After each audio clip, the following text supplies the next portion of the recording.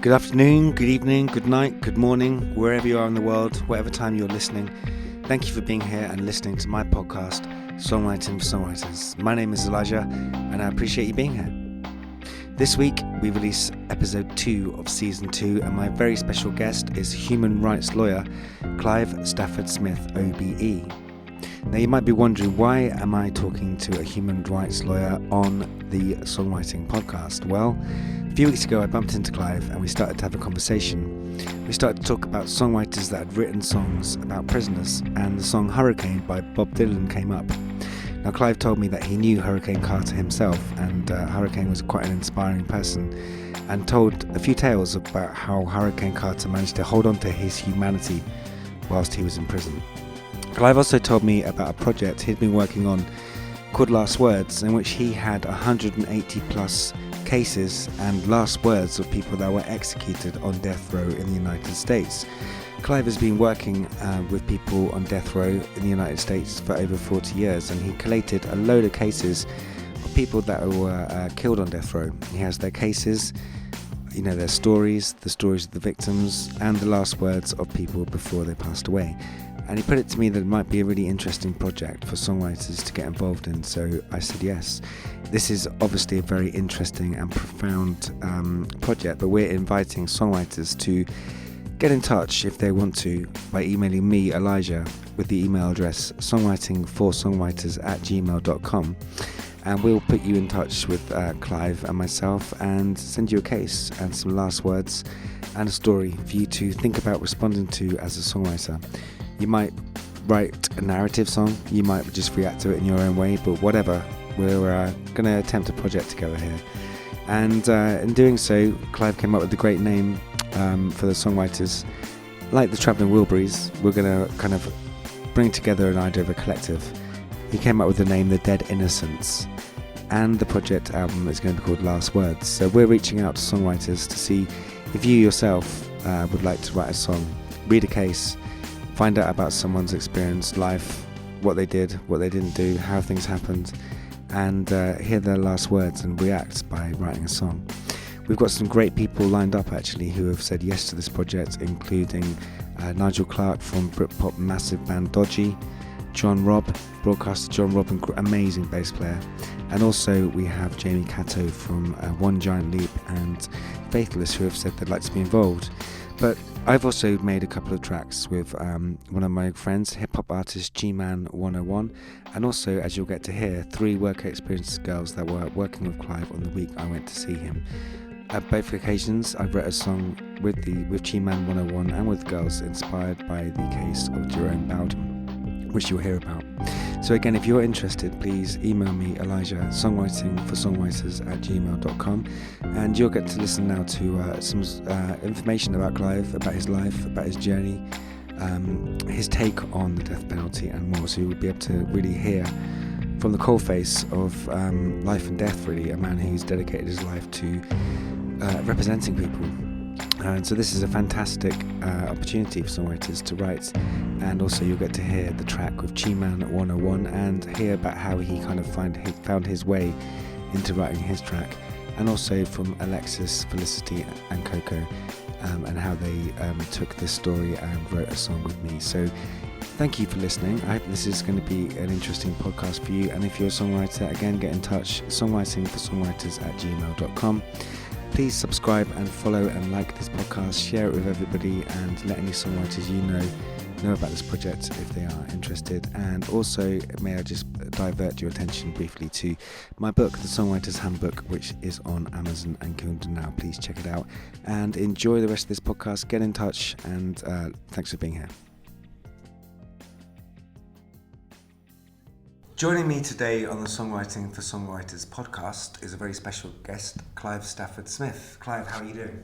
I'm doing just fine, thank you very much. Thank you very much for being my guest today, I really appreciate it. Now, you are not yet a songwriter, or maybe you have written songs before. I've never written songs because my musical talent is somewhat limited, but I love writing poetry. And fantastic. So just give people, this podcast is mostly listened to by musicians and songwriters, and I came to you to talk about a slightly different project, which was to talk to people who I find inspiring about the work they do, but we had a chat and kind of decided to go somewhere slightly different with it. So for those that don't know you, could you just give us a brief overview, if you can, of who you are and what you do?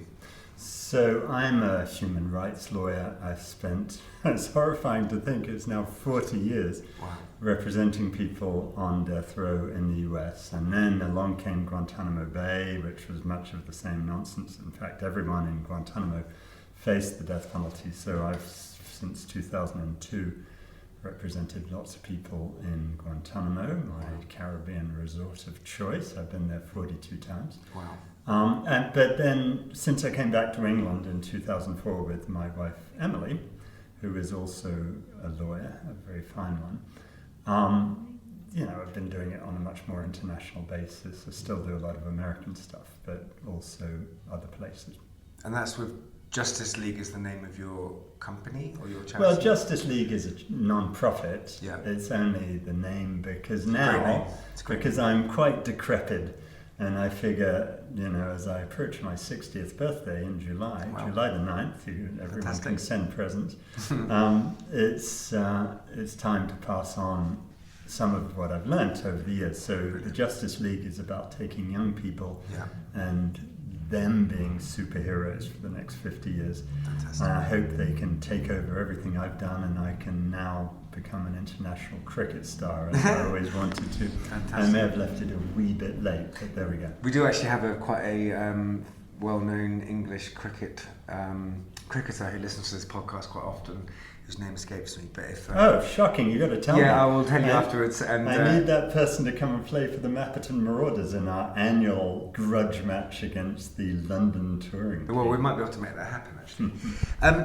You work with people who have been convicted of crime, whether they're innocent or not. Can you just tell me what your viewpoint is on the death penalty? Well, I think the death penalty is utter madness on every level. I've sat there 6 times when 6 of my clients have been put to death in front of me. And, it's always the middle of the night and it's always dark.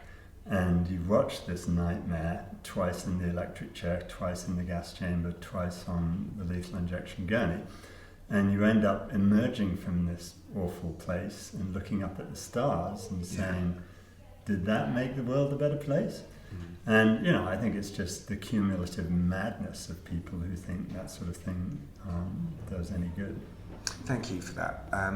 So when we spoke together, you said something really important, I think, which was that you think songwriters should be, I may be misquoting you, but that songwriters should be maybe singing about some of the work you do and some of the people that you have worked with. Well, not about me, but that would the be people. A dreadful no, song. But the people, and the no, cause. I think when you look at music from my perspective, and obviously not everyone would agree with me on this, I think the great songs are both great songs and with a great message. Yeah. It's not to say I've done Desert Island Discs. You can quantify my bad taste by going and listening to it. And on it is Dancing Queen by ABBA, which Great I think song. is one of the world's great songs. Absolutely. But in the end, one of the things I discussed on that Desert Island Discs thing is actually I use songs. Every time I try a capital case, it's one of these things that goes on for weeks, and you work all day and then you have to work much of the night. And I've always had songs that I've put on replay and play over and over and over again, because that is just keeps me focused on what I've got to be focused on. And each case I've ever had, I've had a song which has had some relevance to what I've been doing right there, and that's just one way I use music. That's a really great way. So you listen to, when you're on the case, you listen to the same song over and over again? Same song over and over again, because that way you don't get distracted by some song you're hearing for the first time. Yeah. And some of them, like one I remember was this guy I was representing who was very, very Christian, and he'd recorded some music, and it was a fabulously dreadful song. It was, I've got a friend and his name is Jesus, I've got a friend and his name is love, or something like that. And it would drive you to distraction after 3 or 4 weeks of it, but it was all about him. Yeah. And actually the jury were very Christian that I picked, And it was really important to have that focus, which was great. And the jury came back in 10 minutes in his favour because it was all about the language they spoke as opposed to perhaps the language I would speak. Right. We spoke briefly about Hurricane by Bob Dylan, and you mentioned you knew or know of... No, I know him. Yeah. Or I knew him. He was on the board of the first charity I worked with out of Atlanta called the Southern Center for Human Rights. And he was great. And what I loved about his story is it summed it all up. And I repeated this to my clients in Guantanamo, particularly a guy called Shakarama, because what Hurricane Carter recognized when he was put in prison for something he didn't do in New Jersey was the process of prison was to dehumanize him and to take away all the seeming choices he had. So prison tells you when to get up, when to go to the toilet, when to do everything. And what Hurricane did was he did the opposite of everything they told him. And so when they told him to get up, he went to bed. Great. And when he was meant to go to bed, he'd stay up all night writing his book about what had happened to him. And when I was down in Guantanamo, it wasn't as tolerant as the New Jersey prison system. And so Shaka, every time he would not do what the prison told him, they'd send what's called the Earth Squad, the Emergency Reaction Force, or as Shaka called it, the Extreme Repression Force, and they'd beat the hell out of him. And I admired Shaka's effort to be an individual, but I didn't want him to get beaten up so often. So we came up with this idea based on Hurricane Carter that he should ask the guards a question every time. And if they got the answer right, then he would go voluntarily. But if not, they'd have to beat him up and take him. And the idea was to reduce the number of times he got beaten. And the first, I wanted to give them a cricket question, but that was a bit unfair. So we gave them, who's the vice president of the US? And the American soldiers didn't know it. So they beat him up anyhow. But Shaka maintained his sense of individuality and personhood through doing that. I think that's such a brilliant, inspiring story to kind of, in that circumstance of being captive, being caught somewhere, that to find your humanity and kind of have that to, But it was important, I think, for Shaka to understand, which he did, that the soldiers are going through the same process. The way you reduce the humanity of a soldier to the point where they'll shoot you is to take away their sense of self and take away their ability to make their own decision and just make them shoot people. And that's done very consciously by the US military. Yeah. So, and I think it's important for both the captives and the captors to have some sense that the other people are human beings too. That's so true, so true.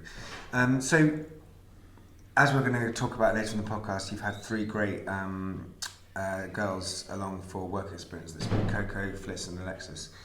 And we've been speaking about launching a project called Last Words, in which we invite songwriters to write a song based upon someone's last words, which we're going to launch on the channel. And you brilliantly put together this idea of, well, let's do it now with these 3 girls who are songwriters.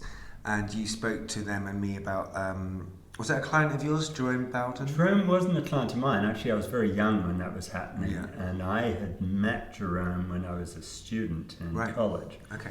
And I'd learned how incredibly limited he was. And so what happened to him was just incredibly sad. Yeah. So we wrote a song inspired by his story called Someone. So in terms of, you spoke in yourself about when you're working on a case, you listen to a song over and over again. Songwriting is an art form, if it is that, or a method of communication. How important do you think it is to send out the messages or stories of other people and causes?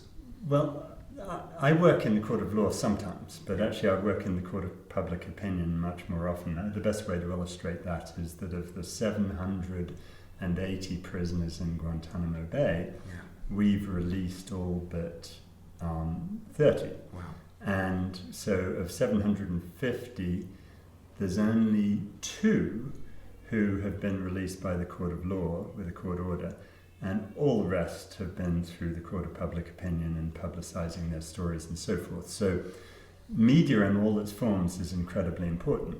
Now, I do find myself just your run-of-the-mill documentaries tend to be unbelievably boring. And there's just a method that people use that I find terribly dull, and it's been done over and over and over again. Yeah. And it seems to me, in what we're trying to do, we want to branch out into much more than that. And certainly podcasts are in novel form, which are just really easy to make comparatively, and I think incredibly powerful. But then beyond that, music, huge reach, much greater reach than written words sometimes. But then we want to go further than that. I've been working with a friend, Andy Cooper, up in Liverpool, on making a video game of how to execute an innocent person. Wow. And the strapline would be something like Elijah, ace prosecutor. And then the strapline would be any prosecutor can convict a guilty person, but it takes an ace to convict an innocent one. And then you have to make all the many, many multiple decisions in the case that were made by prosecutors to get an innocent person on death row in order to win the game. And if you do something ethical, then you lose. And the idea of that is that people can do it over and over and over again. And through that they can learn, subliminally if not directly, how the problems work out through a case. And the case we're focusing on is that of Chris Maharaj, a British guy who I've represented now for 31 years. And it's a very complicated case, and the kids this week have actually met Chris's wife, who's now here in Bridport. So, you know, there are all these different ways of doing it, and I think this music thing that you're proposing and gonna do, or else hell will be visited upon you, is a wonderful one. Do you,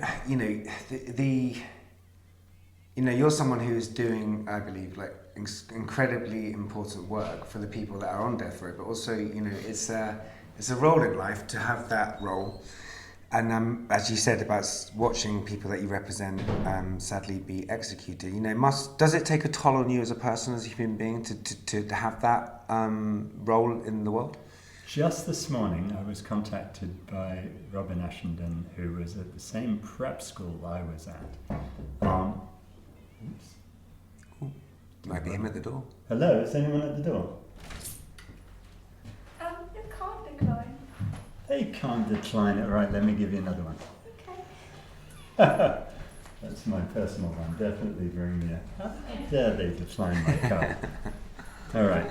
We'll edit that bit out. No, I think we should have it. This is the sign of the fact that it's definitely a charity. Anyway, so just this morning I was contacted by a guy called Robin Ashenden, who I was in prep school with many, many decades ago. And he had just written a piece for The Spectator about the impact of boarding school on a young child. And, I was glad to read it, and I think there are a lot more things that can be said about it too. And I went through therapy myself when I was writing a book about my father, who was bipolar, just because I wanted to not just talk about Dad being idiosyncratic, but myself. And one of the things that being sent away at that age does is, because it's so traumatic and it's just so fundamentally wrong, and it still is, no matter what people say. I agree. You learn to repress your emotions in a way that is profound and worrying. And so I never realized this until I was in therapy, but I would have to go to the execution of my clients. I could deal with that because I would drop a portcullis over my emotions. And everyone would say, I'm getting burned out, this is so awful. And honestly, I thought they were a bit weak and pathetic. And I didn't realize that I was the weird one. But what's fortunate about that from my perspective is this thing, that, however wrong it was, that was done to me as a child, has actually helped me deal with it in a way that makes it easier for me than for some people. So there's the bad stuff, but overwhelmingly there's the good stuff. 98% of the time we win. Fantastic. And there's nothing like taking someone's life and giving it back to them. That's really great. Obviously I'm a songwriter, and for me, my work really is just writing songs and facilitating creativity, and that has a kind of journey, and sometimes you have to be relentless in your pursuit of writing a song or releasing it or whatever. And I myself have had a legal challenge of late, and so I've had a little insight into law and quite frankly how forensic you have to be, and how if you pull at threads things might unveil themselves.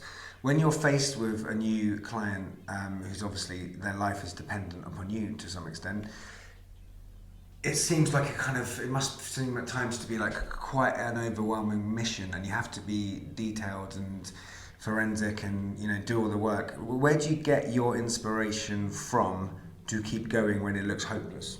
But it's never hopeless. Good. That's the first thing.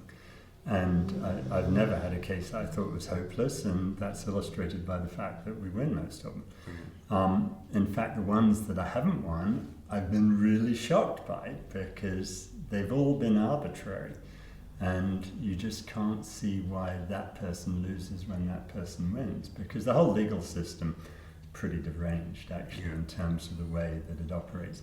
So I don't have to worry about that. I find exploring these things fascinating. I hate representing innocent people, to be honest. I'm not really interested in the sort of television true crime thing about did he do it or whatever. Yeah. Because we all do bad stuff, and if I was to ask you what the single most despicable thing is you've ever done in your life, I would advise you not to say it on podcast. But if we judged you based on only that, everyone wouldn't like you any more than they would like me. Yeah. So we're all much more complicated than that. And what I love about representing people who really did something bad is, notwithstanding the fact that you've always got to recognize the trauma that caused to others, and I always talk to the victims in the cases, because not to do so would be terribly wrong. But most victims actually want to understand why this awful tragedy was randomly visited on them or a loved one. And it's explaining that, I think, is both important for what passes as a justice system, but more important, what really is the human beings involved. Yeah. And the healing process, I suppose, that, not that they will ever necessarily be healed by losing someone they love, but like understanding. Well, the most extraordinary case, I think, in that regard was a guy I represented called Ricky Langley. And the most extraordinary part of that was the mother of the little boy that Ricky indubitably killed.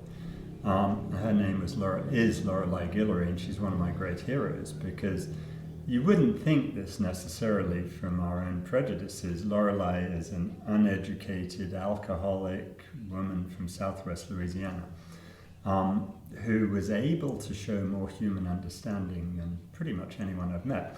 And, I had Ricky's story. It's an amazing story that he was the product of this. His mother was in a body cast from a car accident for more than half of the pregnancy. She got pregnant because her abusive husband insisted on having sex with her when she was in a body cast. Ricky was the fetus, and he had been bombarded with his own Hiroshima of X-rays, and one of the drugs she'd been taking, bizarrely, has now been linked to pedophilia. And we didn't even present that to the jury because I didn't think anyone would believe it, but it was true. And Ricky is one of the most traumatized human beings I've ever met. He honestly believed that he was his dead brother Oscar Lee half the time. And he ended up strangling this little kid, thinking the kid was Oscar Lee, his tormentor. Now, the prosecution wanted Lorelei to hate Ricky passionately and to want him dead. She ended up wanting to meet him, and I arranged that. Ricky wanted to do it, even though he was very, let's say, idiosyncratic in his psychology. And he wanted to apologize to her, and he told her his whole story, and she will never forgive Ricky Langley, but she wanted to show mercy to him. And when she announced to the prosecutor that she didn't want Ricky to get the death penalty, The prosecutor said, "You're a very strange defendant, I mean victim," and then tried to take away her second child, saying she was an unfit mother for showing compassion. And that was the most extraordinary trial, where we picked a jury who were lovely people, all of whom understood mental illness, as they call it. And she testified, and I'll never forget what she said to the jury. I asked her, "Ms. Guillory, do you have an opinion as to whether that man over there who killed your 6-year-old son was mentally ill at the time he did it?" And she turns to the jury and she says, "Yeah, as a matter of fact, I do. As I sit on this witness chair, I can hear the death cries of my child, but I can still hear that man crying out for help. And for whatever reason, society, his family, the legal system has never listened to him. But I can hear him, and I think he was mentally ill when he killed my son." And that was just incredibly powerful that she was able to do that. And she's one of my great heroes. That is incredibly profound, and it's just giving me shivers, that has. I want to make her famous. You need to write her a song. Yeah, I'm going to write a song called Lorelei. This is the thing of coming back to it, is actually like you said, if it is a positive, that kind of level of mercy or understanding is transcendent of most people's viewpoints and judgments about others, I think. Well, it's also the government. The government indoctrinates us, and when Tony Blair says we need to rejig the legal system in favour of the victims, what he really means is, don't listen to your mum and dad, who presumably are telling you to show a little human kindness to people. We want you to show revenge. Yeah. Now, that's a terrible lesson that I would never teach my child. And the fact that the government teaches it to people is just Why do you think crazy. They do that? What's that? Well, because you see this all around you, actually, that teaching people to hate is really easy. Teaching people to behave really decently to other people is harder. All governments inspire hatred. You look at Cruella Braverman. She wants us to hate these poor people who are drowning in coming across the channel. What madness is that? And she wants us to hate people who are coming from another country to Britain, even though that's what her family did. I mean, this stuff is total madness, but every country does it. I'm always amazed by Australia, how much they hate asylum seekers, given that everyone in Australia... But what do you think is behind that? Is it just ignorance, or do you think like when you've got immigrants or second-generation immigrants in government talking about, sort of scapegoating immigrants coming... it is madness. Clearly, it's just like, that is madness. But what is behind that level of not understanding? Behind the level is a song you need to write called The Ku Klux Klan. Yeah. But when you look at America, the reason America doesn't have a health service, doesn't have a meaningful welfare state, doesn't have anything, is because the political powers in America have played poor white people off against black people forever. Yeah. So they tell the poor white people that somehow they're superior to the black people, which is just crazy.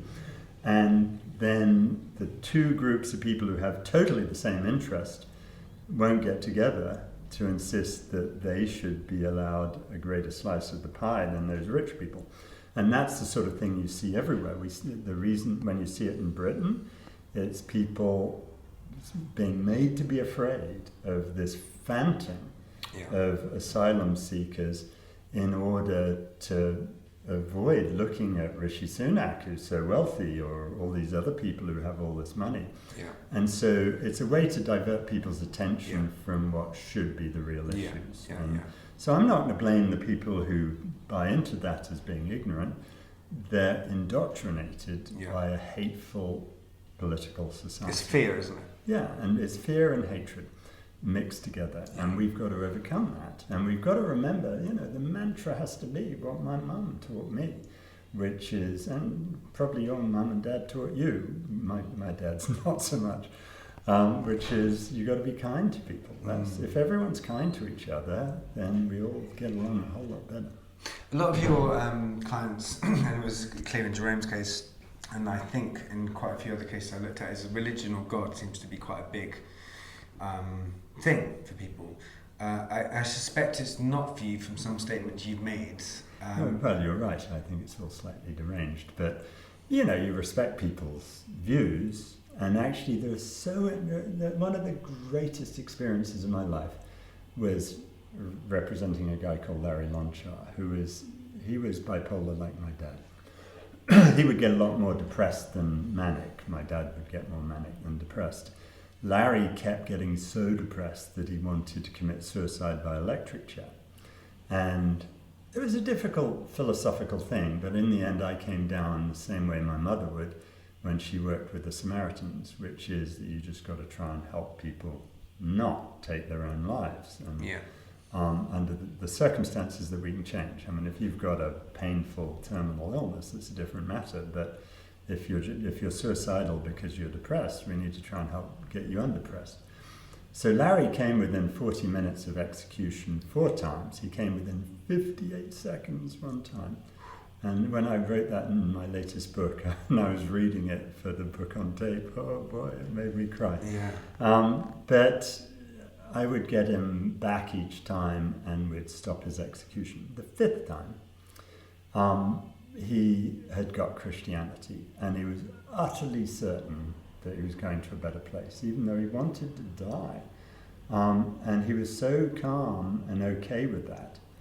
And, I was sitting there thinking, oh, come on, Larry, this is nonsense. But I would never say that because it was his, I think, it was once said that religion is the opiate of the masses. I tend to agree that it is. It's what our famous Cambridge professor called for people who are afraid of the dark. But nevertheless, it plays a very important role for people at certain times. And for Larry, it was great. And he was just totally calm about being electrocuted. And I wasn't going to talk him out of that at that point because I couldn't stop it. And I didn't want him to lose his opiate. Some of my other clients were given real opiates when they were facing execution. So on that last day, and I went to his execution, Larry and I were talking, and Larry said, don't worry about me, I'm going to a better place. I just want to tell you, you're the only friend I've ever had.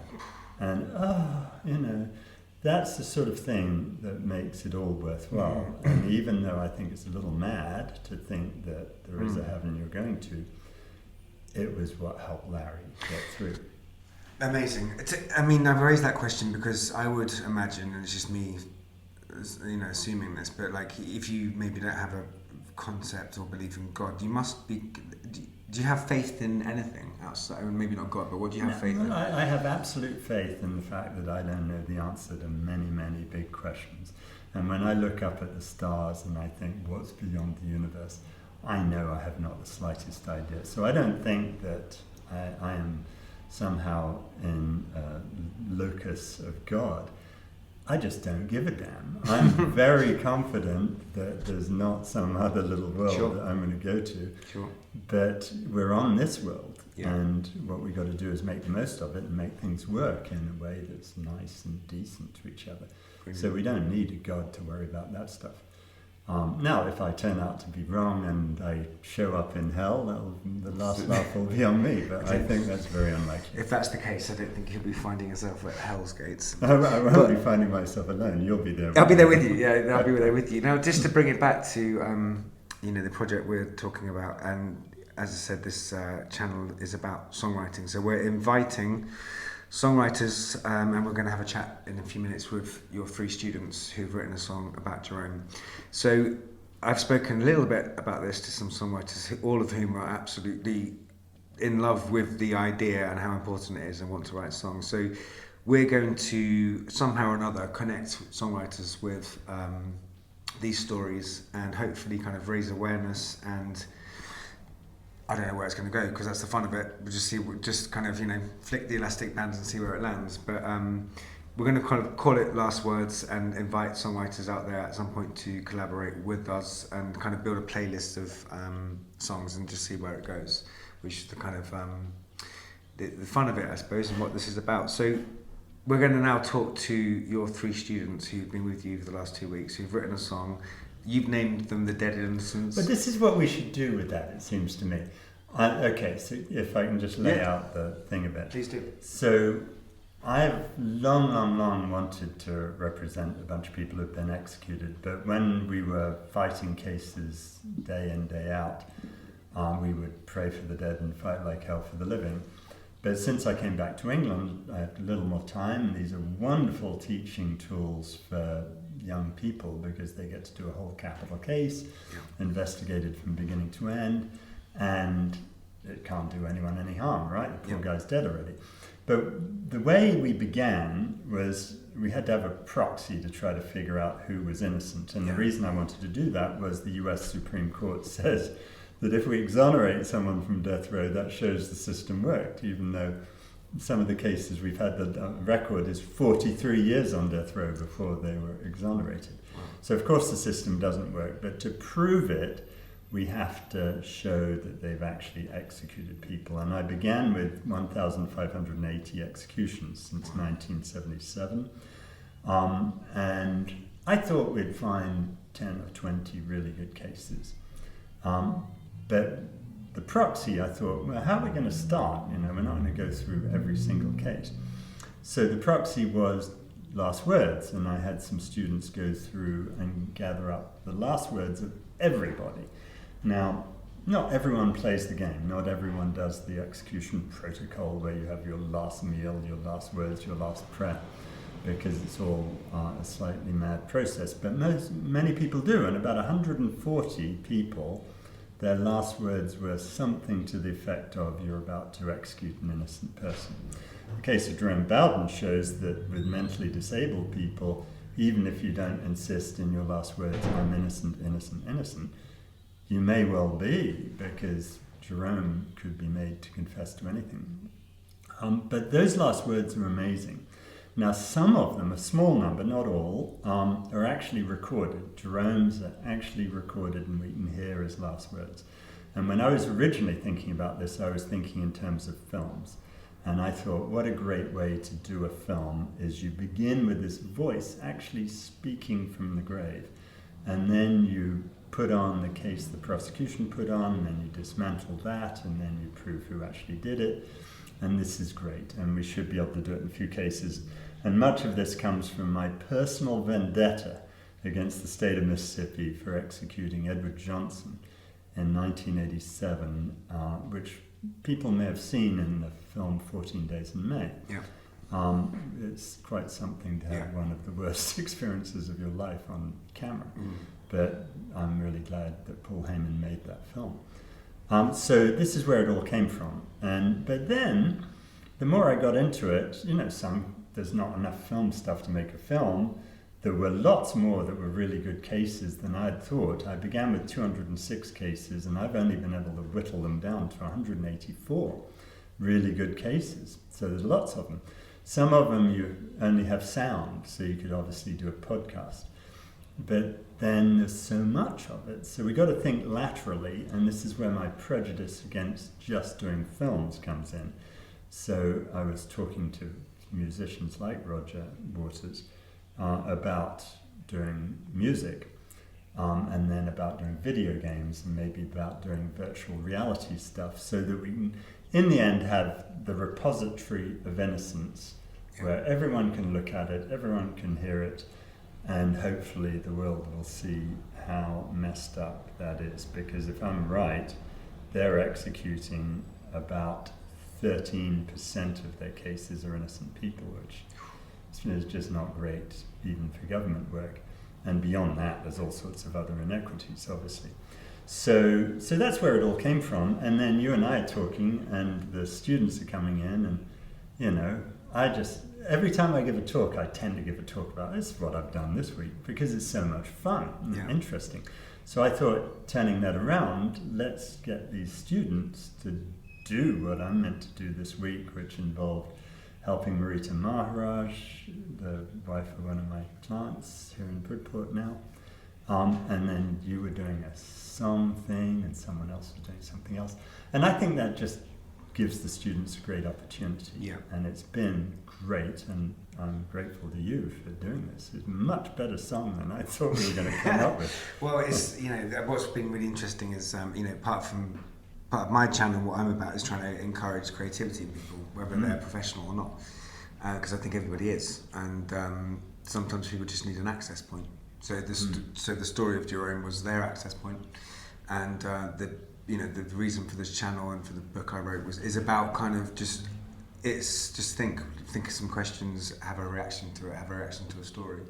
So I think it's going to be interesting to see what songs come back, and we'll figure out a way to do that. But thank you. Can we, with this, before we leave it, I like the name Dead Innocents. It was sort of what I was going to call my project originally, so I thought it was just a good name. Yeah. But it makes me think in the Travelling Wilburys. Yeah. That maybe all of your songwriters want to take part in this as part of the Dead Innocents. That's good. That's good. And that way, in the end, we'll have a whole band. Good. Well, that's a great idea. We could like the idea of like having an album's worth or like an anthology worth of songs under that name, and I think we call the album Last Words by the Dead Innocents, and then you've got a whole record of material which hopefully will be entertaining and illuminating. So that was my conversation with Clive Stafford Smith, human rights lawyer. He's been representing people on death row for over 40 years and at Guantanamo Bay, an amazing man there. And if you are a songwriter who would like to get involved, all you need to do is email me, songwritingforsongwriters@gmail.com. That's songwritingforsongwriters@gmail.com, and I will put you in touch with Clive and myself, and we will get you a case and some last words to respond to. Now, just before we go and listen to the track I wrote with the work experience students that were working with Clive, Alexis, Coco and Felicity, 3 girls who were brilliant, and they'd never ever written a song before, so the 4 of us wrote a track inspired by Jerome Bowden. They were great. I would like to introduce you to a brilliant hip-hop artist called Cheeman 101. Him and I are friends, and as soon as this project came up, I wanted to speak to him about working on a track with me. The track is called Kingdom Come, and I sent him the music, and he came back with a brilliant piece of art, really. So I'm going to introduce you to him, and we're going to play the track now, and then we're going to have a chat with him about how he was thinking about the track, the angle he came from, and a little bit about him and his writing, and then we'll go back to the conversation with Clive and the work experience students to finish this podcast. So again, if you're interested, email me, songwritingforsongwriters@gmail.com, and I'm just going to introduce you to the first track for this series of songs under the last words. It is called The Kingdom Come by Cheeman 101 and me, Elijah. Enjoy. Yes, I do. And the statement that I would like to make is first I would like to thank the Lord for giving me the opportunity to make this statement. And I thank the Lord for the chapel.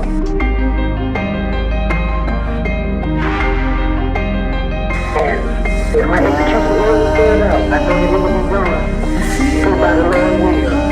And I just want the people to know that I am not the same person I was once upon a time. Bones fresh, ready for the track, ready to expect an episode of all the incidents I ponder and regret. Any reruns, I never hesitate, I press eject. Now I'm following a line of heritage I must protect. Through my God-given right, I'm on the flight and saw the light as a new established prototype, but then I thought, oh hype.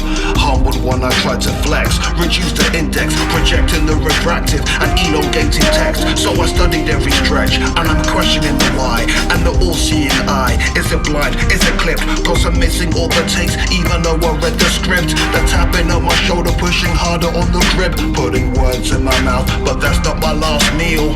Life is a movie, that's why you keep it real. And I just want the people to know that I am not the same person as I was.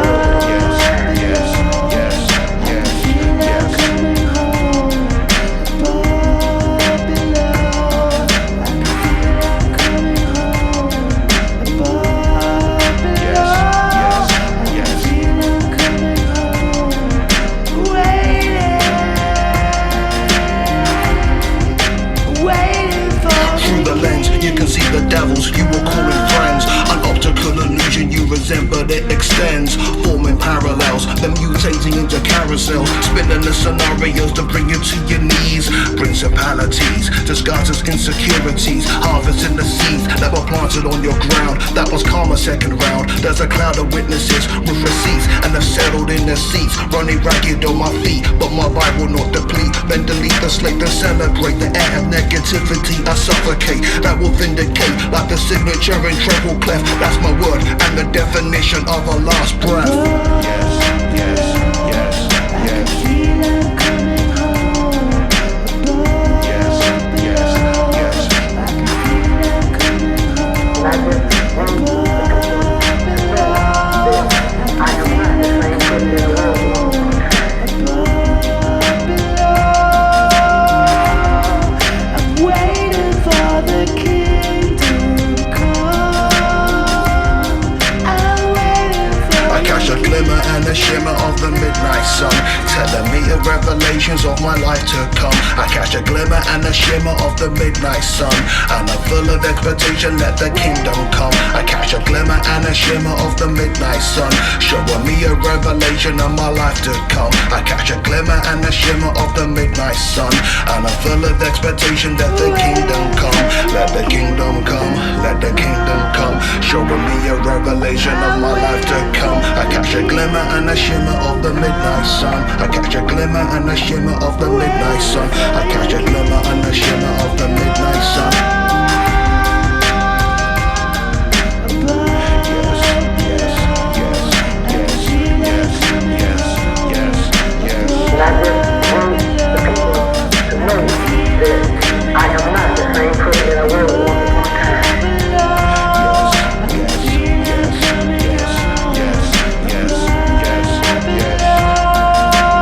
am not the same person that I was once upon a time. I am not the same person that I was once upon a time. The kingdom come, let the kingdom come. I am not the same person that I was once upon a time.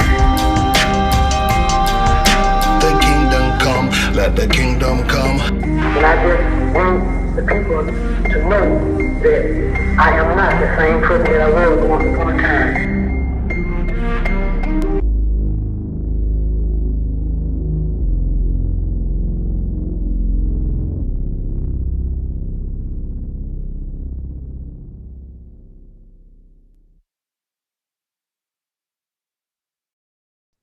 Joining me today on my Songwriting for Songwriters podcast is another guest, Chima. How you doing, mate? I'm doing good, my man. How are you? You good? Yeah, I'm good. So I've been wanting to talk to you for a while, and we've recently collaborated on the track, which we'll come to in a second. But before we get to that, I just want to ask you a couple of questions about, your musical career so far, and kind of when did you start doing what you do, and what was the inspiration for you to begin being an artist? Oh, well, that's going way back. I'd say we're going back to sort of like the early 90s with that. I think my brother, my older brother was really into hip hop. Yeah. He would listen to so basically he would record these tapes and I'd listen to the tapes and so as far back as I can remember, I've always been around hip hop. Okay. He listened to Grandmaster Flash, Furious 5. Yeah. Who else at the time? He had Sugar Hill Gang. Smiley Culture was another one. I mean, I think it was Smiley Culture that I really got into. I loved the tonality of his voice. I loved his flow. And I think Police Officer, that was a tune. I remember that, and that really got me into going on my own journey. And I think I sort of made the transition to hip hop, sort of like traditional, sort of like the golden era of hip hop when I heard MC Light.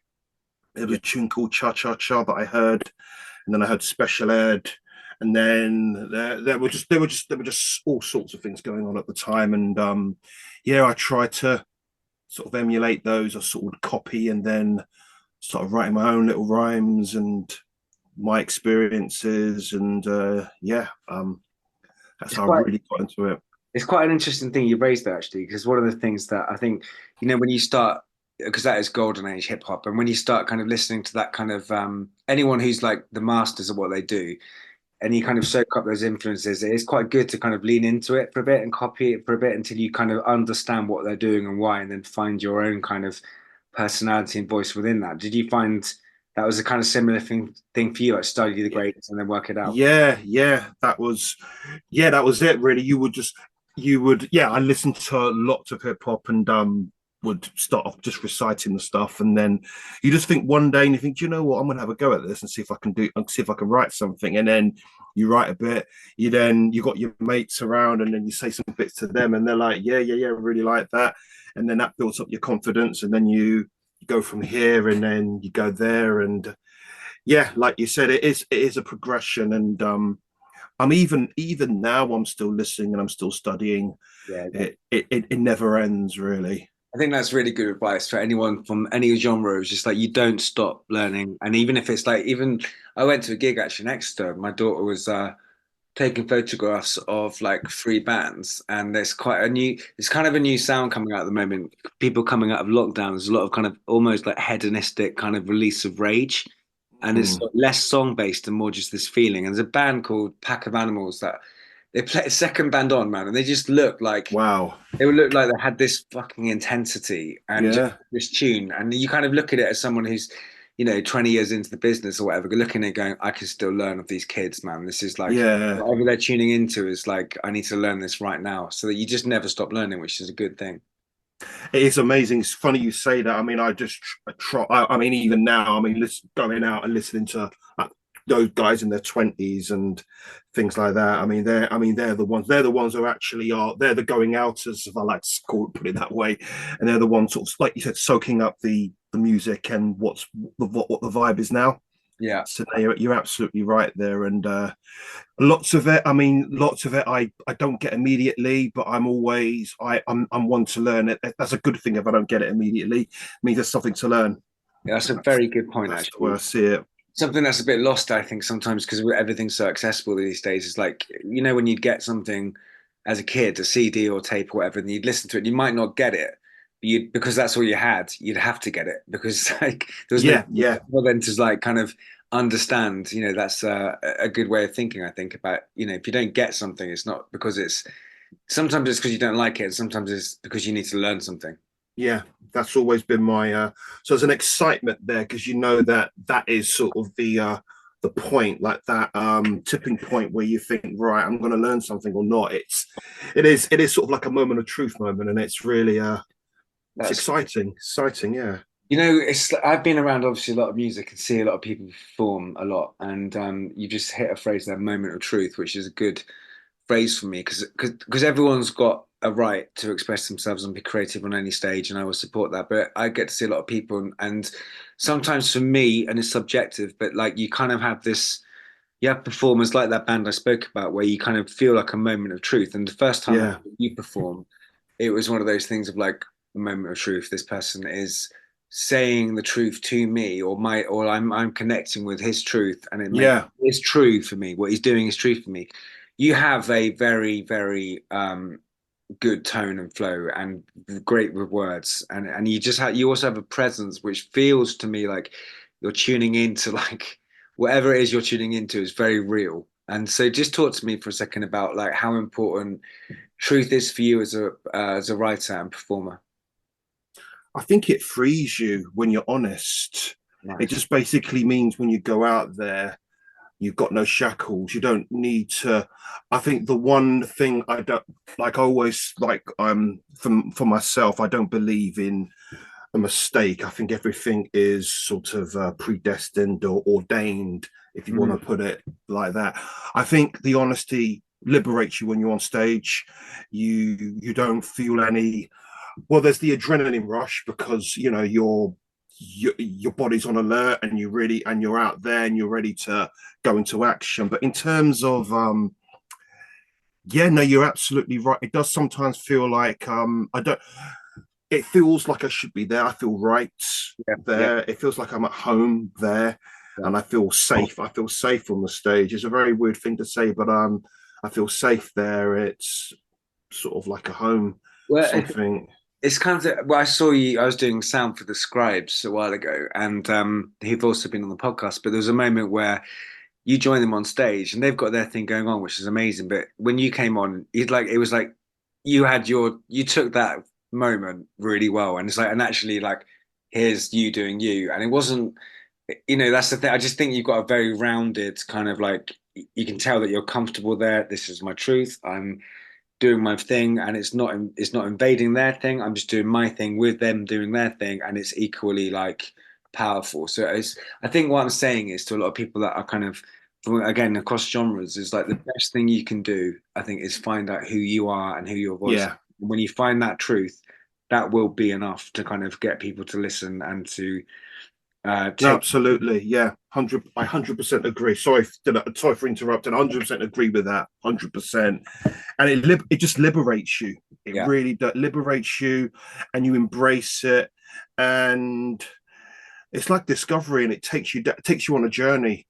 yeah. It takes you on. It does, and I think in all facets of life, not just there, it'll open up other opportunities. It'll open up other what's the word I'm looking for?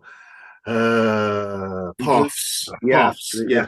That's it. That's Yeah. very true what you just said. If you're being true to yourself artistically, doors open that sometimes you can't imagine. And as long as you're being true, I think that's the kind of thing. Anyway, that's I was riffing about truth, but as I said, you're someone that I've wanted to collaborate with for a while, and this kind of project that I'm working on, which I'm talking about today in this podcast with human rights lawyer Clive Stafford Smith, it felt to me like, okay, well, I've been wanting to work with you for a while, but I've got another tune actually I'm going to send you away, but this is an opportunity, Nice. Looking an forward to achievement that. to do something, right? So this tune that I made came about from me meeting Clive Stafford Smith, him telling me about this Last Words project and all these cases he got with people that were sadly executed on death row and their story, Yeah. and their last words. And then he asked me to write with three of his work experience students, and I kind of started working on a couple of tunes, and eventually they kind of rejected a couple of pieces of music that I'd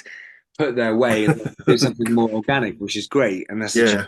we'll hear later on in this podcast. But one tune that I worked on, I thought actually I really like that, and actually I've got some sort of Tom York-esque vocals that I've got a kind of chorus to. So I'm gonna you sprang into mind, going right, this is who I want to work with on this, and so I feel honoured, man. Feel honoured. oh, bless you. I really But I do. just Really I kind do. of wanted to speak to you about like what when obviously you collaborate with a lot of people, but you're given a piece of music and you're given this idea about the Last Words project coming from Clive.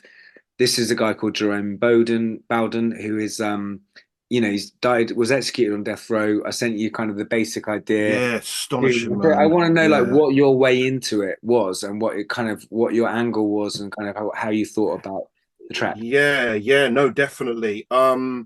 Well, the first thing I did, I mean, I listened to the beat, amazing beat, really love it. I really it took me in a different direction, and you know, you'll hear that. But the thing I wanted to do first of all is there was a snippet of his last words, but I listened to it on I went on YouTube and listened to it, and the thing that struck me, man, was how calm he was. Yeah, yeah. Man was calm. He knew it was like, yeah, he was really, really calm. And I was thinking, whoa, whoa, whoa, that's, and he had a conviction, and it was as if, I think for me, I mean, looking at that, I think everyone does have what I call a born again moment when there's something innate in us Yeah. which just switched on. And I think at that point, that was when that innate moment was switched on in him, and he realized that, I've actually got a clean start. Yes, he's going to probably transition, he's going to go to another, depending on what your beliefs are. He's going to move on, depending whatever the next phase of life, so to speak. Yeah. But I think we all do have our born again moments. And I think for Mm. me, that's the thing that was sort of where I got inspired and to sort of pen down the lyrics and what I wrote down. I think this year for me has been a lot. There's been a lot of changes for me. And then the title as well, the tune Midnight Sun. It's that is a transition, isn't it? It's sort of like the longest day, and Yeah. it's like a transition. So you've got that transition from like longer days to shorter days, and it's that point as well. So the title as well, it's very poignant with what he's gone through, and I sort of took it from there, and I saw myself as a clean start. It's a clean start for me, but at the same time you're wrestling with sort of old ideas, old habits, old thoughts, and there's sort of this tussle between that light and darkness, and Brilliant. that is the way, that's the stance I took, and that's what I wrote down, and that's how I came up with what I came out with. So yeah. That's wicked, man. It's like we're so interesting to hear because actually the bit I've written as my vocals I'm going to add, which you haven't heard yet, spontaneously is quite it resonates with what you're saying because I've just written a kind of sort of Tom York inspired vocal, which is about coming home, and it's the idea Yeah, he's transitioning from this lifestyle to another one. So actually, the fact that we're kind of in a similar-ish vibe is that really cool thing where you're like both connecting to something from different points of view, but also maybe hitting the same kind of feeling based upon the story of Jerome. It's also exactly. really interesting to hear, like, and this is one of the things about this project, which is so exciting, is each artist or each songwriter is going to take this the way they want to take it. So there's the story of Jerome in this case and what went on with him, but actually what's equally as important is to obviously talk about him or be influenced by it. But what you're talking about is the transitions in your life and the kind of, things that you're looking at, born again moments, clean slates. That's what's great about having some kind of starting point for a tune. Yeah, Because absolutely. you find yourself in it, don't you? You find yourself in someone else's story. Yeah, you do. Yeah, you do. And I mean, wasn't he? Did they say he was innocent? They found out he was innocent in the end. It's kind of I think so. I think it's he was from what Clive was saying to me, and Clive goes into it in the podcast where he had a very, very, very low IQ and was Wow. kind of forced into Yeah. confessing and saying things that went against him really. So Yeah. it's that kind of element to it all too. So it's a fascinating project, and it's one of those things where life and death is and it's quite heavy, this project, but in some ways as well it's like a lot of people try to avoid talking about life or death or being finding Yeah. those situations, but actually as artists I think it's our job to kind of look into it and Absolutely. We are quiet. sort of I think as an artist, I think I don't know. I think we have access to sort of, I wouldn't say secrets of the world or universe. We see things in a certain way, and it's our job to take these and make them palatable to, That's say, true. a listener, and not make them so like intense or bitter. I think that's our job. We weather that intensity, and then we take that and then we express it in whatever your genre is. If you've got a guitar or you MC or you through drum and bass, through anything really, whatever the genre, you take it and then you vibe with the listener, whoever vibes with it. Really, that's my sort of take on it. You're really right. Do you know, I've just had a little memory of listening to, there was a point in time, sometime in the 90s, where Bohemian Rhapsody went back to number one. And I Yeah. remember listening to it as a kid, thinking, this guy is talking to like, he's about to get killed. And he's like, he shot a man, he shot a guy, and he's talking to like, it seems like he's talking to some angels, and they're going to decide whether he's going to go down or not. And I was like, that's Yeah, pretty heavy, actually. it So is. you're right that this is the possibly the job of the artist is to weather things, whether it's like actual life events or even just whether the kind of go into it in your mind and then write something. So Yeah. it's Yeah, very good to talk it's about. a big responsibility, and I think sometimes some artists, unfortunately, it engulfs them, consumes them, and they're Yeah. no more. It's a heavy responsibility. I think lots of people wouldn't realize that. I think it's a blessing and a curse. If that, and it's but I wouldn't change it for a thing. No, that's Wouldn't change it. you're absolutely right. It's one of those things where it's the kind of highest high and sometimes it's really low, but it's you're right. Yeah. So a couple of final questions, mate, before we go. What track or what song or what kind of track would you have liked to either written or had a chance to have a verse on of all the tunes ever made? Oh man. Big fucking question. Oh man. If you could throw a verse in or to any tune or to like, Right. let's hear it, let's hear it. Oh God, what's it gonna be? Um. Do you know what's coming to my head right now? Pink Floyd. Wow. Which tune? Um. How I Wish You Were Here. Nice, mate. That's a really good That, answer. yeah, I would. Do you know what? I saw them. Do you remember? Was it Live Aid at Hyde Park? Yeah, yeah. I won tickets. Me and my sister. What? Remember my sister? She had sciatica, but we won tickets on the radio. Brilliant. Yeah, and then we got there really early. I was living in London at the time. I lived in Richmond, and we got on the bus, got there really, really early. Wanted to make sure we were at the front. Wow. And we were there for 8 hours. It was amazing. Saw the Who as well. Brilliant. Pete Townsend on the. It was that for me. And then seeing those guys live, you then realise, wow, that is. I know what the fuss is about. You see them live. I get goosebumps thinking about it now, and it was worth it. It was. I think through the day you just saw different artists, and it was like Pink Floyd arrive, and it was like, wow. That's so cool. Yeah, That's so cool. I also love the fact that "Wish You Were Here," the title, with that idea coming from those old English postcards where you'd get. That's it. So I love that. I love that. It just comes from that. The idea, the kind of Syd Barrett not being there, and the kind of like you were talking about a minute ago about someone lost his mind to LSD, and he's weathered whatever it is and lost himself, and just the simpleness of putting "Wish You Were Here" from an English postcard. It's so clever. So clever. Yeah, but absolutely amazing. I mean, I remember, I think me and my friend, I got this. I don't know whether did you watch the Pompeii? There was a tape or a video DVD with the Pompeii. They're at Pompeii. It was like a light show. It was amazing. Absolutely amazing. I think Pink Floyd. To be fair, I think looking back on it now, I think Pink Floyd have had a lot of say in the way I see things in terms of creativity as well. Cool. Shout outs to Pink Floyd, man. Well, do you know, mate, the first cassette album I ever got was Dark Side of the Moon on cassette when I was about 7 years old. My dad got it for me, and I used to listen to it on headphones in bed. And I listened to it the whole way through. It scared the shit out of me, and I didn't listen. Absolutely, it frightened me.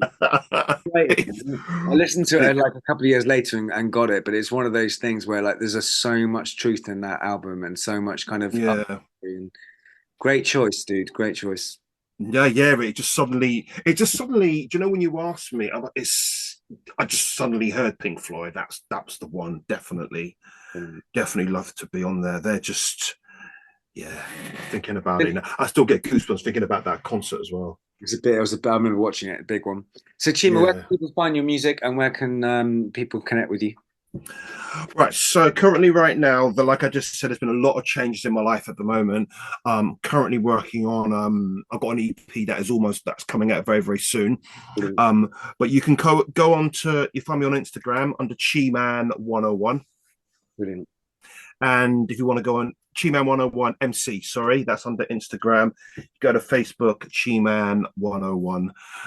Got some things I'm coming out, got some festivals I'm going to as well. I'm at Chesel Rocks in a couple of weeks, and I'm also going to be at Outsider, and that's in August. But yeah, if you want to follow me on social media, that's where you find me. You'll have all the information in terms of what I'm doing creatively as well. Like I said, I've got a couple of projects coming out, and excitement really in terms of that. So yeah. Brilliant. Well, Chima, thanks for working with me on this track, and also look forward to some more collaborations, and wish you all the best with everything. And thanks, man. Always a pleasure. Always a pleasure, man. It's something I've always wanted to do, man. I'm looking forward to it, man. Really am. So that was my conversation with Chiman101 and our track, The Kingdom Come, you heard at the start of that episode. So links to the track will be available when I share this on social media. So we're going to head back over now to my final part of the conversation with Clive Stafford Smith and the girls, Alexis, Felicity and Coco, and we talk about another song that was written for this project, the Last Words Project. Again, if you're interested, email songwritingforsongwriters@gmail.com, and this is over to them. So on part 2 of the Songwriting for Songwriting podcast, I have with me Clive Stafford Smith and Alexis and Fliss. And you both have been work experience students with Clive for the last 2 weeks. Yeah. Which is, I imagine, been quite a fascinating deep dive into what Clive's work is. Have you enjoyed it? Oh yeah, it's been great. Fantastic. Now, part of this, how we got to work together, was we've just kind of formed a band called the Dead Innocents, which is a great name Clive came up with, which is the both of you and Coco, who's not here today because she's unwell. But we've written a song together, and part of the project Clive and I are working together on is a project called Last Words, which is based upon the last words of people that have been on death row. So Clive spoke to us all about a chap called Jeremy Bowden, and we... Jerome Bowden, sorry. Bowden. Jerome Bowden. And you have heard his story, and we wrote a song about it. So I would like to ask you, first of all, is this the first song you've ever written? Oh yeah. It is? Yeah. What about you, Alexis? When I was younger I made a couple songs, but I've never fully produced one. Fantastic. And how have you enjoyed the experience of writing a song? Yeah. You have? Would you do it again? Yeah. Fantastic. And what about you, Phyllis? Well, I'm not very musically inclined, so I probably wouldn't do it again, but it wasn't necessarily a bad experience. Okay, cool. But in terms of, like, each of you wrote a verse, and then we kind of turned that into a song. So I want to know, based on what you know about Jerome, what did you want to say, what message did you think was important, and why did you write the words that you wrote? Well, I think obviously it was very important to get across that how low his IQ was. Yeah. He wasn't mentally able to take accountability, and I think what's so horrible about his story is how he was sort of forced to take accountability, and I think we need to just get across how unfair it was. Sure. And what about you, Alexis? Well, I kind of leaned to a more religious side because Yeah. of course before he died he leaned towards being religious. Yeah. But I kind of just thought of words and made them into lyrics. I think that was quite an important thing when I read your words. It seemed to be, there was a natural flow of telling the story, the information, and then you came up with that great verse about his kind of belief, really, and kind of what he was going through, and the kind of religious part of it, which I thought deepened the story. And I think as a songwriter, for me, the important thing is to get across a universal message, tell a story, but also that abstract element about religion and God was an important part for him. So I think he did a really good job of kind of bringing that into the story and sort of having that slight abstraction as part of his story was really good. So earlier in the week, you guys and girls spoke to each other about songs which were political, and you came up with some songs that you researched. Can you just tell us a little bit about those songs and why you picked those songs? Well, I picked the songs that I chose because really they kind of describe a message, and sometimes political songs start something in the world, All My Dreamers by Kate Bush. Yeah. It shows just shows something. Yeah, sure. And do you think, what about you, Phyllis? What did you pick?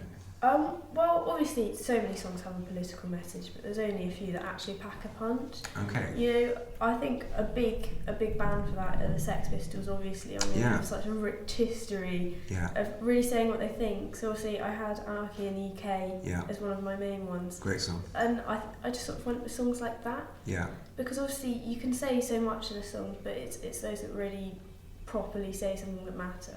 Do you think that's important to your generation, songs that say something? Oh, definitely. Yeah. It's quite a big thing now. Yeah, it seems. And I think it's quite an important way to spread a message as well. I agree with you. I think there's been a period of time when music's been a little bit obsessed with lyrics about bodies and kind of sex, and so I think your generation, my daughter's 19, there seems to be a kind of retrack back to songs that actually say something, whether it's a personal experience or a universal message. So do you think that's true now, what your generation is looking for, a bit more than just titillation? Oh yeah, easily. Fantastic. And who do you think are great songwriters? Who do you love listening to? Well, I like listening to Snoop Dogg and Travis Scott mostly. Snoop Dogg, it's on my t-shirt today. Yeah. There we go. Well timed. Bit different. I listen to Frank Ocean, Yeah. Lana Del Rey, that kind of stuff. Yeah. So, you know, but I do quite like a bit of Snoop Dogg. Yeah, so, you know.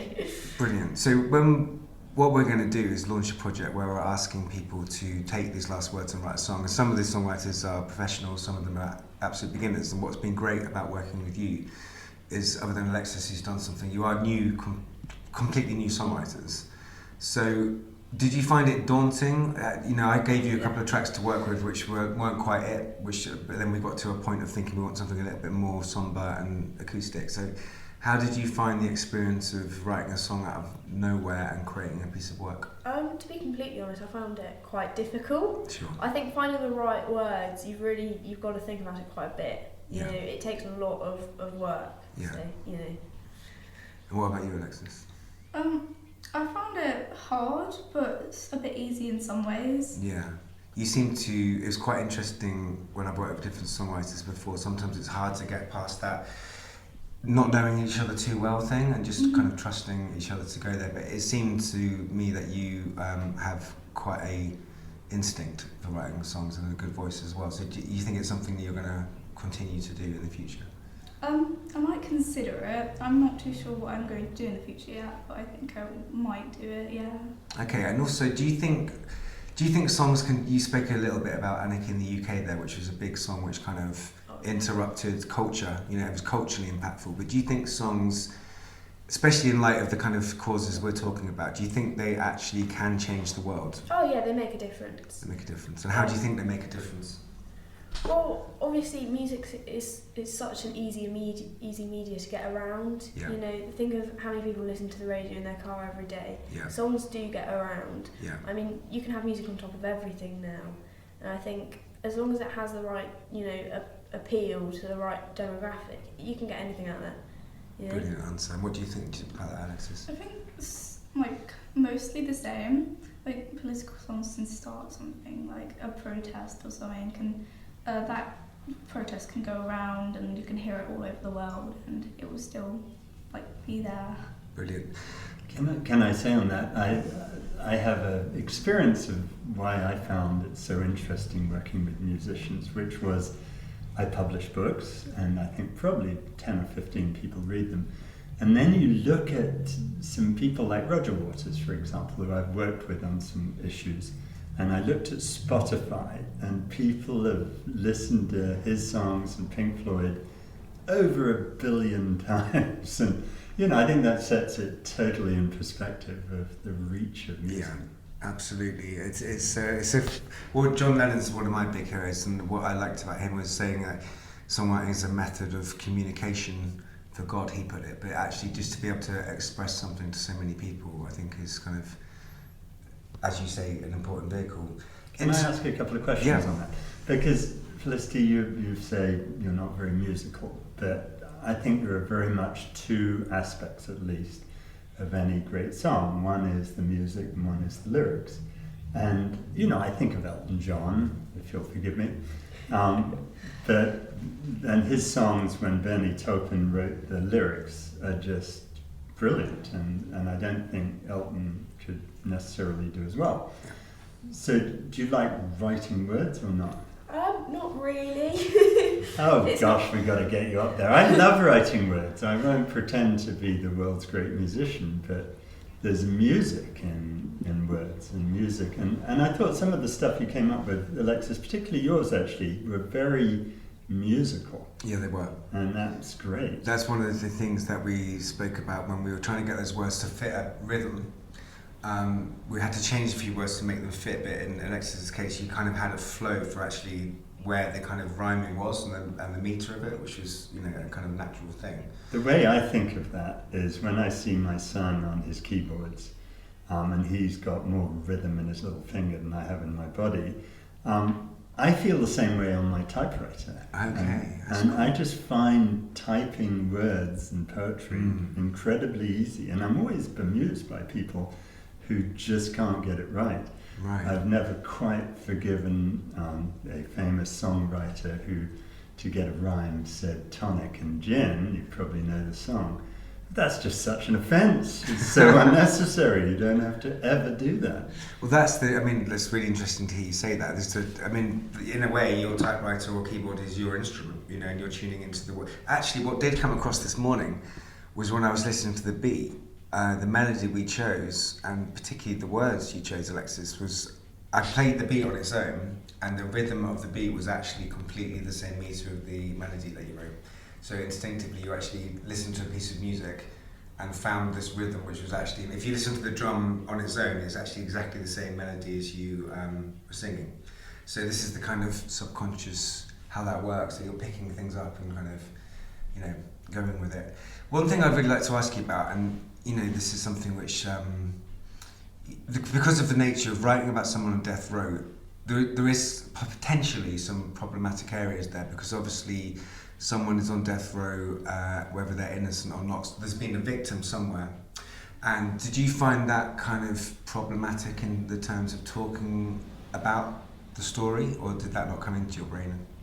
I didn't really think about it that much because Okay. it was mainly just about Jerome. So a human story, telling, so yeah, that's nice. And you actually, as we were working together, I think may have been Coco, who mentioned that actually, the title of the track, Someone's Someone.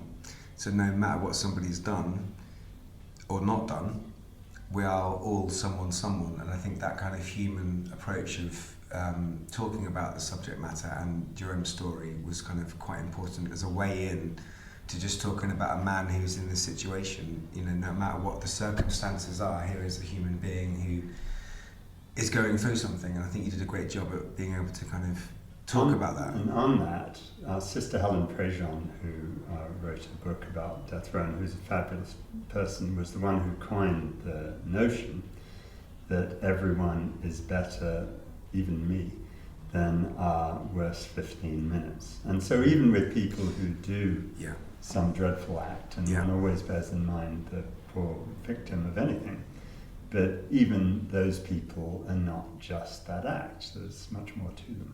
I think that is a beautiful way to end this podcast, and it's very, very true. We need to be careful about how we think about other people and you know, have empathy, and thank you, Clive, for saying that. So this song of ours, The Dead Innocents, is going to be produced a bit more and is about to be played on this podcast now. And I just want the people to know that I am not the same person that I was once upon a time.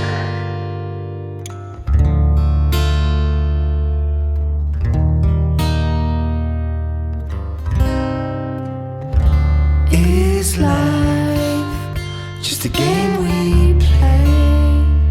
I still see your face, even with my eyes closed. Life is just a game we play. I still see your face, even with my eyes closed. A simple man with a troubled past, argue for you know not built to last. Under full facing fate so grim, life's full of struggles, chances slim. Never harmed a soul, just a simple man. The Lord didn't care, had a different plan. Caught in the system, a man misunderstood. Justice felt cold, help nobody could. Is life just a game we play? I still see your face, even with my eyes closed. Life just a game we play. I still see your face, even with my eyes closed. Now he's gone, a victim of your design. His story lost forever, a warning sign in the depths of my soul. His memory lives strong, a life cut short. His innocence gone in the hands of fate with the final sounds. Solace and divinity where hope is to be found. In the shadow of the sentence, in the silence of the cell, turned his heart to higher realms, a tale anyone could tell. Is life just a game we play? I still see your face, even with my eyes closed. Life it's just a game we play.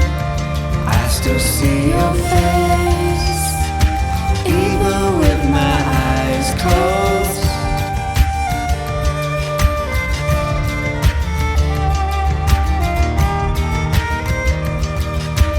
Even with my eyes closed. And I just want the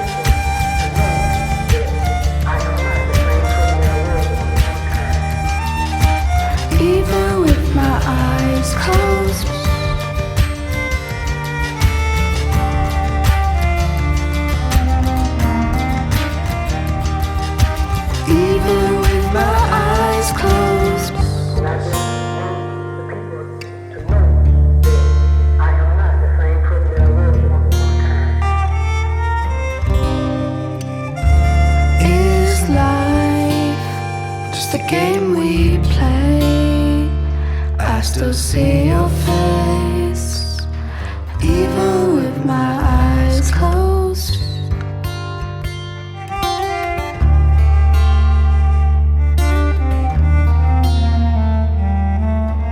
Even with my eyes closed.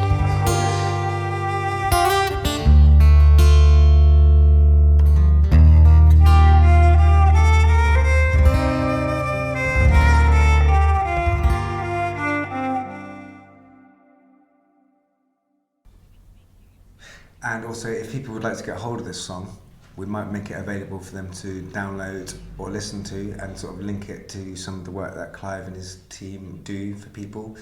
So any kind of money, if at all raised, will go back to help fund him and his team to help people that need help and give voice to the voiceless. So thank you very much for being brave guinea pigs and for helping us launch this project, because, you know, I didn't know this was going to happen, and Clive came up with this idea, and it's been, from my point of view, a real joy to work with the three of you. So thanks for helping us launch it, and good luck with what you go on to do. One last question. If you could have written any song or collaborated with anyone at all, who would you pick, and what song would it be? Probably Onward Dreamers by Kate Bush. Okay, nice. Liz? It'd have to be Frank Ocean, probably either Pyramids or Pink Matter. And Clive? Oh, Chumbawamba. Obviously. Absolutely. I'd want to be singing the lead singer on that too. Fantastic. It's I funny. get knocked down. That's funny, because I think I always have songs that return back to me, and the one that returns to me the most is God Only Knows by the Beach Boys for some reason. So it's quite nice to hear what your song would be. So thank you very much for being part of the podcast, and thanks for writing with me. I appreciate it. So there we have it, episode 2, season 2. My guest was Clive Stafford Smith and G-Man 101 and Alexis and Felicity. So if you're interested in writing a song and getting involved with this project, songwritingforsongwriters@gmail.com. Let us know, and we will put you in touch with myself and Clive, and look forward to hearing the songs that you come up with under the name of the Last Words Project by the collective The Dead Innocents. So songwriters, have a good time. We'll be back next week with another episode of the podcast. Thank you very much.